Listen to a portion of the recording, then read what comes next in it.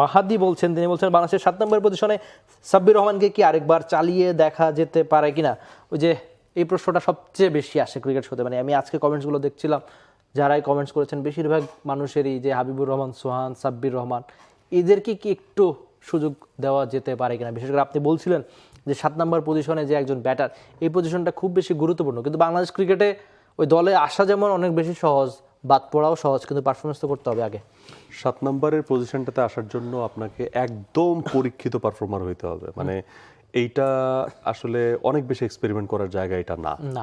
আপনি মানে খুব বেশি বলই তো তিনি পাবেন না খেলার জন্য, পাবেন না। এবং এখানে আমি আসলে অলরাউন্ডারের স্পট দেখি, সত্যি কথা যেটা হওয়া উচিত, এই স্পটটা অলরাউন্ডারের হওয়া উচিত। সেটা স্পিন বোলিং অলরাউন্ডার হোক আর পেস বোলিং অলরাউন্ডার হোক, মানে he has to be allrounder. Number 7, 8, 9, 10, 11, এখানে যদি আপনার 5টা বোলিং অপশন না থাকে তাহলে আপনার জন্য টাফ। আপনার দলে তো এখন সাকিব আল হাসান নাই, তো সাকিব আল হাসান থাকলে যেটা হয়তো ব্যাটিং বোলিং দুইটাই আপনি তার কাছ থেকে পাইতেন। তো সাইফুদ্দিন যেমন এখন হচ্ছে টি-20-তে তিনি যে পারফরমেন্সটা করেছেন আশা জায়গা নিয়ে, তিনি ব্যাট হাতেও রান করলেন, বল হাতেও উইকেট পেলেন, এভরিথিং ইজ ওকে। সো এই যে তার কাছ থেকে দুই ডিপার্টমেন্টের সার্ভিস আপনি পেলেন।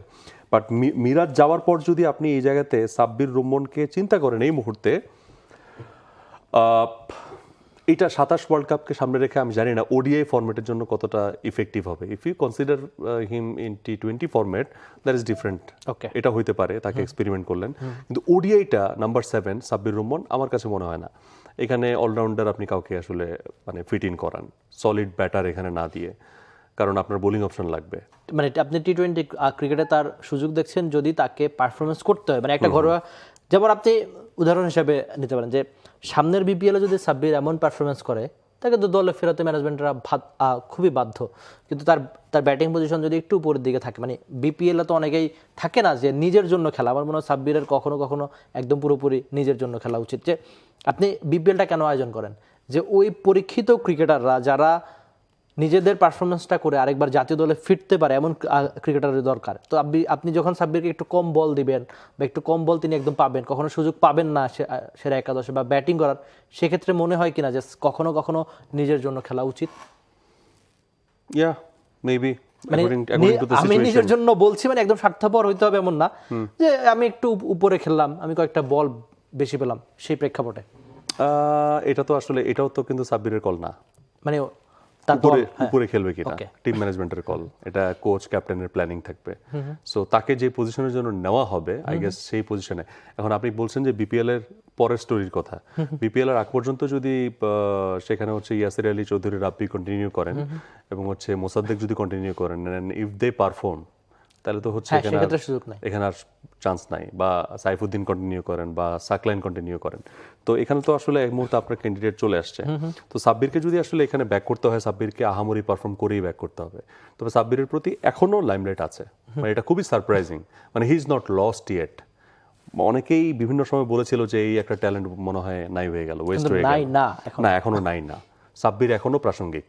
তবে আমি একটু মানে আমাদের যে ক্রিকেট শো এর যারা ফ্যান, যারা এই কমেন্টটা প্রত্যেকদিন করেন, বা সাব্বিরের যারা আসল ফ্যান রয়েছেন যে চান যে সাব্বির রহমান রুম্মন কবে আরেকবার জাতীয় দলে ফিরবে, তাদের জন্য একটু ক্লিয়ার করে দেওয়া ভালো যে বাংলাদেশ এমন একটা দল, এখানে আসতে খুব বেশি পারফরমেন্স করতে হয় না, বা আসাটাও অনেকখানি সহজ।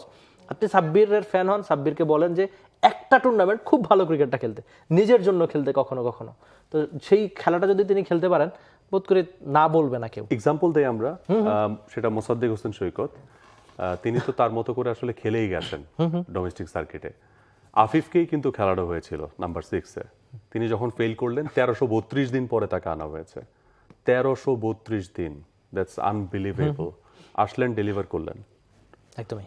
তো এমিল যে কথাটা বলছিল যে এখানে আসতে আসলে অনেক সময় সিগনিফিক্যান্ট পারফর্ম করা লাগে না, একটা সার্টেন কনসিস্টেন্সি থাকলেও ওই স্পটে যখন আপনি কাউকে না পাবেন, তখন হয়তো ওই স্পটে ডোমেস্টিকে কে সবচেয়ে ভালো করছে তাকে নিয়ে আসা হয়।